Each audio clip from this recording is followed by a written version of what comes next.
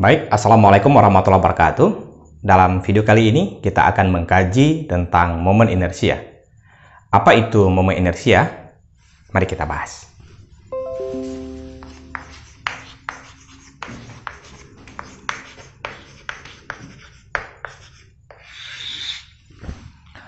Oke, kita akan tinjau partikel bermassa, ya, sistem partikel bermassa. Misalkan saya punya di sini ada partikel bermassa M1, ya, terhubung dengan partikel bermassa M2, ya. Ini adalah jarak antar partikelnya. Kemudian bayangkan ini adalah penghubung yang tidak bermassa, ya. Misalnya adalah kawat, tetapi kawat ini kita menganggap massanya sangat kecil sehingga bisa diabaikan dibandingkan dengan massa M1 dengan M2 ini, ya. Jadi konsentrasi massanya di M1 dan di M2. Nah, dan M1 dan M2 ini tidak bisa saling menjauh atau saling mendekat, ya. Nah, jika partikel M1 dan M2 ini kita putar pada suatu poros, nah, misalnya saya ambil porosnya adalah di titik ini, ya. Ini adalah titik poros. Nah, kemudian nanti dia akan kita buat bergerak melingkar, ya, atau bergerak rotasi, ya. Nah, jadi bergerak rotasi dengan melalui poros di titik O. Nah, jadi saya punya modelnya seperti ini. Jadi bayangkan kita punya M1 yang ini, ya, M2 yang ini, di mana M1 dengan M2-nya terpisah pada jarak tertentu, ya. Di sini saya ambil porosnya. Ya, jadi kalau saya tampilkan begini maka dia akan tampak seperti ini, tapi jika saya tampilkan begini maka tampaknya akan berbeda. Nah, ini jarak dari M1 ke sumbu atau ke poros, ya. Ini jarak M2 ke poros. Nah, jadi seperti ini, ya. Jadi ini nanti saya akan bisa putar begini atau tampilannya akan seperti ini. Nah, jadi kalau kita perhatikan, ya, mereka akan berputar dengan kelajuan sudut yang sama. Nah, kenapa kelajuan sudut yang sama? Karena dalam waktu yang sama, mereka akan menempuh sudut yang sama. Nah, misalnya begini, posisi awal seperti ini, kemudian saya mulai gerakkan. Nah, dalam waktu yang sama, si partikel M1 menempuh sudut sebesar yang ini, si partikel M2 menempuh sudut yang juga sama dengan yang ditempuh oleh partikel M1. Nah, sehingga kita katakan kelajuan sudut M1 dengan M2 itu sama, ya. Nah, berapa kelajuan sudutnya? Itu adalah saya sebut sebesar omega, ya. Omega adalah kelajuan sudut. Oke. Sekarang saya akan meninjau energinya, ya. Nah, jadi bayangkan ketika dia berputar begini, ya, nanti si benda M2 ini, ya, saya sebut di sini, saya tulis di sini, ya, benda M2 ini akan berputar seperti ini dan M1-nya akan begini, ya. Ini M1. Nah, sehingga dalam waktu tertentu tadi ada M1 sudah berada di sini, si M2-nya sudah berada di sini. Nah, kalau kita perhatikan sudut yang ditempuh tadi, sudut yang ditempuh oleh M1 dengan yang ditempuh oleh M2 itu sama besar. Sehingga kelajuan sudutnya itu sama untuk M1 dengan M2. Oke. Nah, sekarang coba perhatikan jarak tempuh yang ini atau busur lingkarannya. Nah, dalam waktu yang sama, busur lingkaran yang ditempuh M1 itu lebih kecil dibandingkan busur lingkaran yang ditempuh oleh M2. Apa konsekuensinya? Konsekuensinya adalah kecepatan linier M2 itu lebih besar daripada M1. Nah, saya gambarkan, maka dia akan punya kelajuan linier, ya, sebesar V2, yang ini sebesar V1. Oke, yang ini kecepatannya V1 arahnya kemari, yang ini kecepatannya V2 arahnya ke atas. Nah, mana tadi yang besar? Besar V2, ya. Besar V2. Kenapa besar V2? Karena jarak tempuhnya untuk dari sini kemari dia lebih besar. Sementara waktu yang diberikan sama. Nah, maka dia harus memiliki kelajuan yang besar. Oke. Nah, sekarang kita akan tinjau energi ya. Karena ini sistem, ini kita anggap sebagai sebuah sistem sekarang. M1 dan M2 itu sebagai sebuah sistem. Dan ini kita anggap sebagai partikel. Nah, kita akan melihat energinya. Karena dia bergerak, maka akan ada energi kinetik. Energi kinetik. Energi kinetik yang dimiliki oleh sistem ini tentunya adalah jumlahan skalar dari ya, energi yang dimiliki oleh partikel M1 ditambah dengan energi yang dimiliki oleh partikel M2. Atau saya tulis energi total sistemnya adalah energi kinetik yang dimiliki oleh M1 ya, EK1 ditambah dengan energi kinetik yang dimiliki oleh partikel 2. Nah, energi kinetik kita sudah tahu rumusannya adalah setengah mv kuadrat. Kalau ini adalah untuk partikel M1, maka ini M1 V1 tambah dengan setengah M2 V2 kuadrat. Nah, karena kita ingin meninjau sistem yang berotasi, maka kita harus melihat hubungan besaran linier. Ini adalah besaran linier. V ini adalah besaran linier, ya, besaran pada gerak linier dengan besaran anguler atau besaran sudut. Nah, kita tahu bahwa, ingat kembali, V itu adalah R kali omega. Nah, jadi V kelajuan linier sama dengan R kali omega. R ini apa? R adalah jari-jari lingkarannya atau jari-jari rotasinya. Omega adalah kelajuan sudutnya. Nah, ini ini serupa dengan ketika kita mencari jarak S ya, busur itu sama dengan R theta. Nah, dia memiliki bentuk yang sama. Nah, kalau ini jarak, ini kelajuan. Ada satu lagi namanya percepatan ya. Percepatan nanti di sini ini percepatan linier, maka di sini ada sebuah percepatan anguler yang akan dikalikan dengan R. Jadi hubungan antara besaran-besaran linier dengan besaran-besaran anguler yang setara, ya, yang sepadan itu dihubungkan oleh R.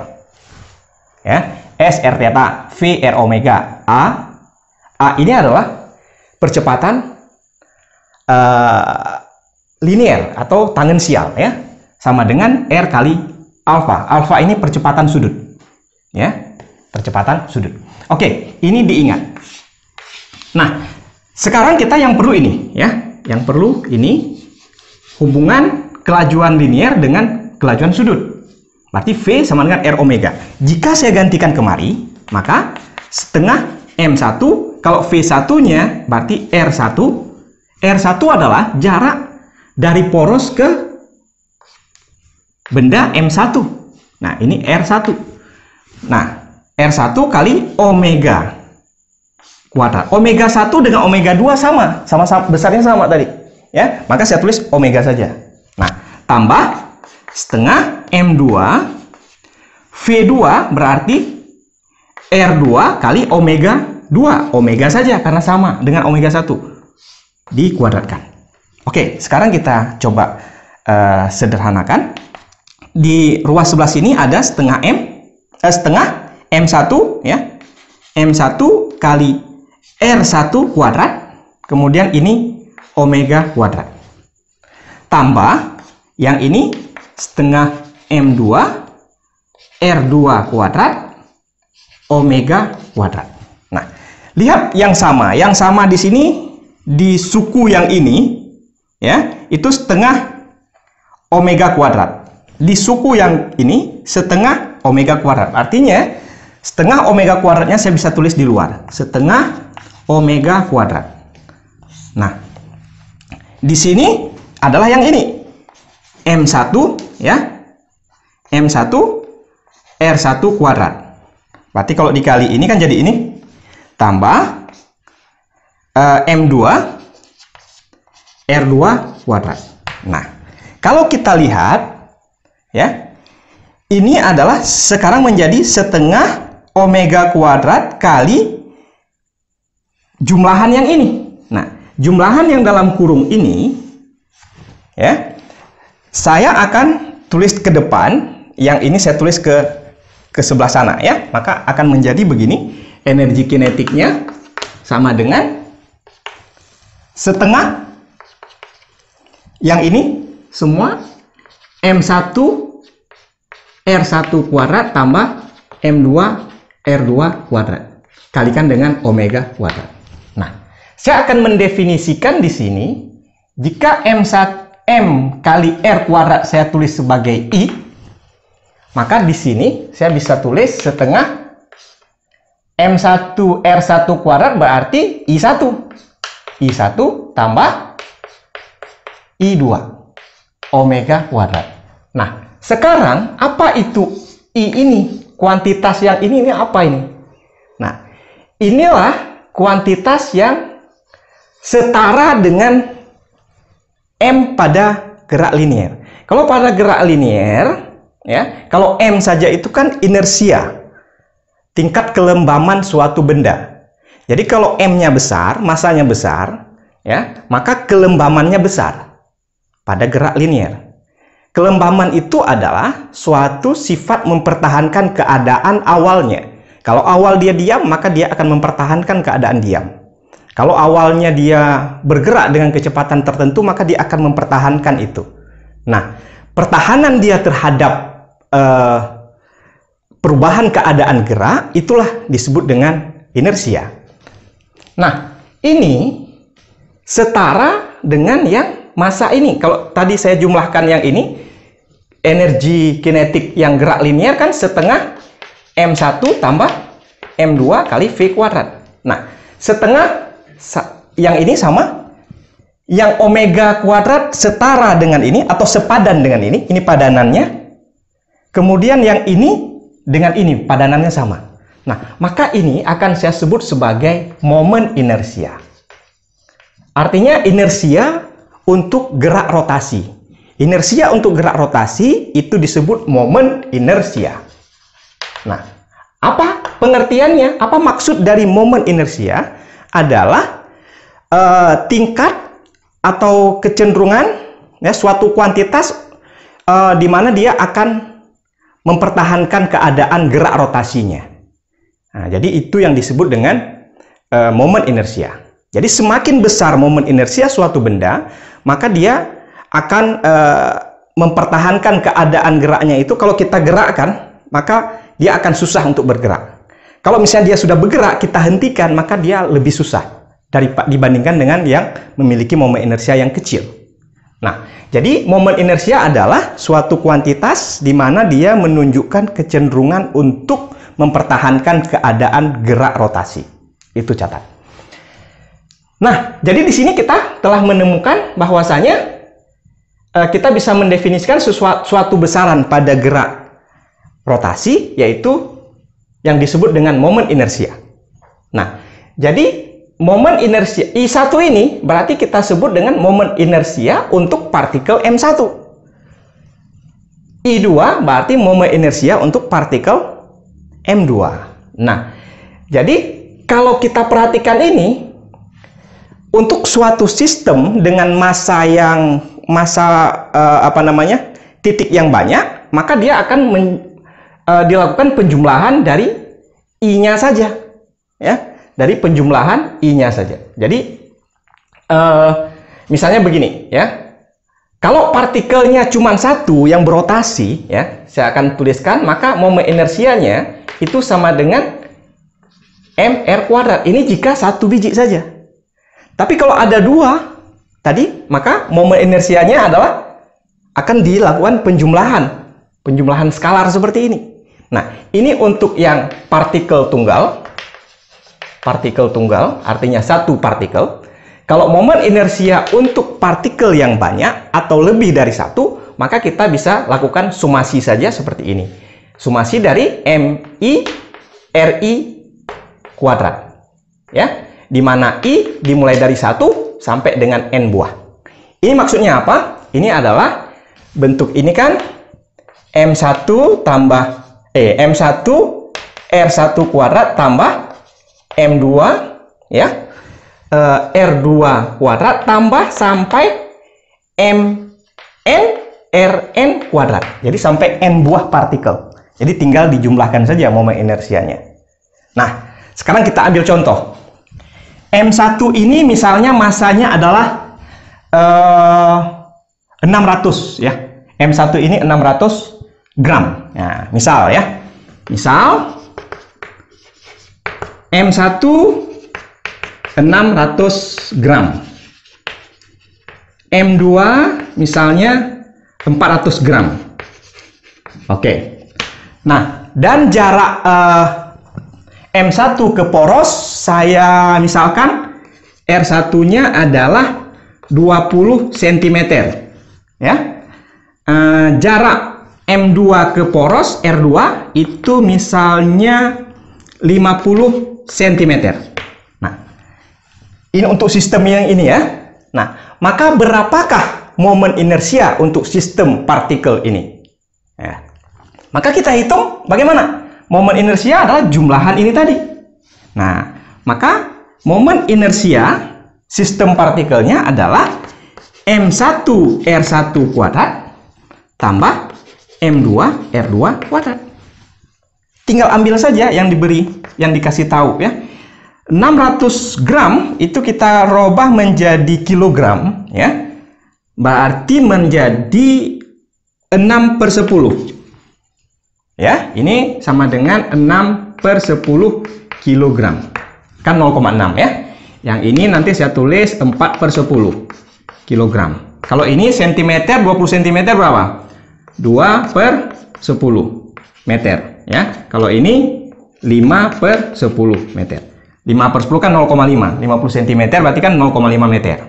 Oke, kalau ini 0,2. Saya tulis dalam bentuk pecahan saja. Supaya nanti kita mudah meng-cancel ya. Ini M1 ya, ini kali R1. R1 yang ini kuadratkan.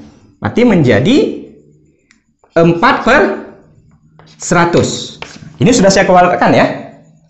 Nah, ini 2/10 sudah saya kuadratkan karena R1 kuadrat. Oke, tambah M2 4/10 kali R2 kuadrat. R2-nya ini kuadratkan berarti 25/100. Oke. Sekarang kita lihat yang bawahnya dulu ini. 10 kali 100 10 1000 ya. Nah, ini 10 kali 100 juga 10 1000 ya.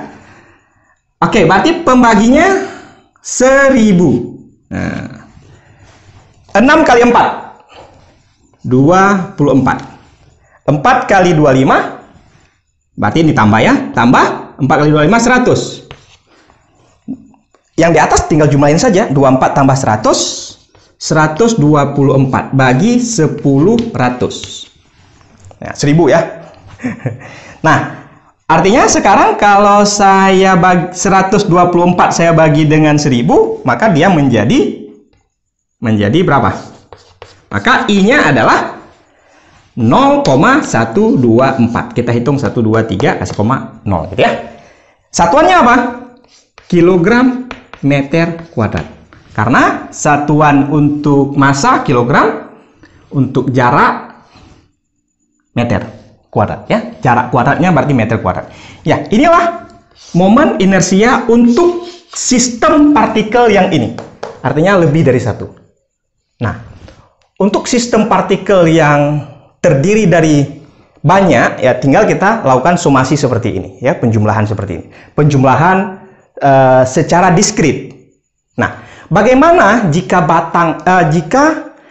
distribusi massanya nanti tidak diskrit, tidak di satu-satu tempat, tetapi merata di setiap bahagiannya. Misalnya saya punya batang, ya, saya punya batang seperti ini.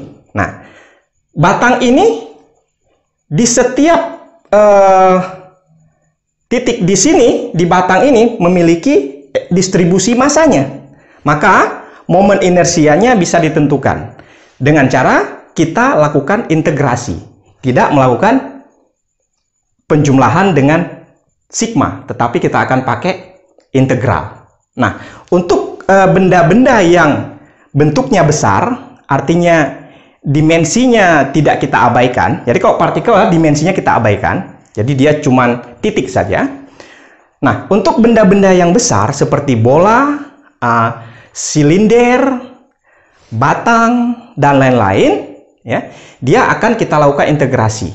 Nah, bagaimana menentukan itu? Nanti kita akan bahas di video pengayaan. Nah, jadi di sini yang perlu diingat, untuk momen inersia suatu suatu benda, ya, atau sistem partikel itu tergantung pada distribusi masanya, atau juga nanti bisa kita katakan rapat masanya seperti apa. Kemudian poros yang kita ambil di mana. Nah, jika ini porosnya saya geser pas di tengah, maka dia akan memiliki momen inersia yang berbeda. Nah, coba nanti diselesaikan di buku catatannya. Jika diambil porosnya di tengah sini, pas di tengah, artinya jarak dari sini ke sini tadi kan 70 ya, karena 20 dengan 50 kan dari sini kemari kan 70. Nah, jika R1-nya sekarang 35 cm, yang ini juga 35, maka berapakah momen inersia sistemnya, sistem partikelnya? Pasti berbeda dengan ketika porosnya di sini. Nah, coba tentukan ya. Coba dihitung, selesaikan, dan tulis di buku catatannya. Nah, artinya apa tadi? Tergantung pada pengambilan porosnya. Ya. Dan satu lagi, tergantung pada bentuk bendanya. Jadi, bentuk bendanya berbeda, batang dengan bola, maka akan memiliki momen inersia berbeda. Diingat, momen inersia suatu benda bergantung pada distribusi masanya, atau juga kerapatan masanya. Kemudian yang kedua, pengambilan porosnya di mana, poros putarnya. Kemudian yang ketiga, bentuk bendanya. Oke, untuk pengantar momen inersia, saya rasa cukup di sini. Kita akan lanjutkan untuk momen inersia, pengenalan momen inersia untuk benda-benda yang bentuknya tidak tidak merupakan partikel atau bentuknya tidak kita abaikan. Kita akan lihat di video berikutnya. Sampai jumpa. Assalamualaikum warahmatullahi wabarakatuh.